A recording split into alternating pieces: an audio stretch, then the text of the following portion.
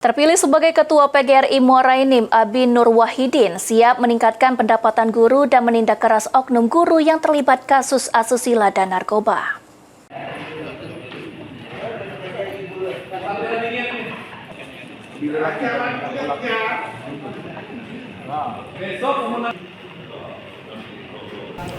Ketua PGRI Muara Enim terpilih Abi Nur Wardani mengatakan akan segera melaksanakan program kerja yang sesuai dengan janji, namun pihaknya sedang mengumpulkan atau mengembalikan aset PGRI agar bisa bermanfaat bagi anggota, sehingga kesejahteraan guru sangat penting, terutama memaksimalkan pendapatan guru di Muara Enim.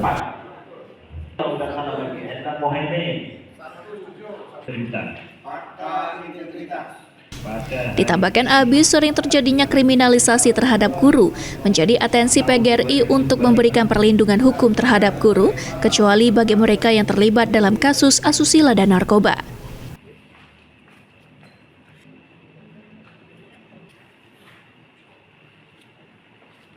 Tema visi misi kita PGRI Berjaya, Guru Dikdaya. Langkah awal yang akan dilakukan dalam kepengurusan baru ini adalah menginventarisasi aset PGRI yang ada di Kabupaten Muara Enim dan memaksimalkan pendapatan.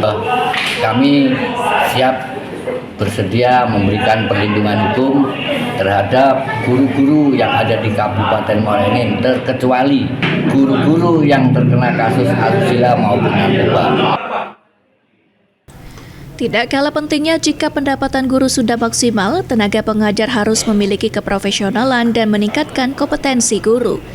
Dengan memiliki kompetensi dan profesionalitas, para guru juga akan bisa memberikan pengajaran yang baik bagi anak didik sehingga secara otomatis bisa meningkatkan kualitas anak.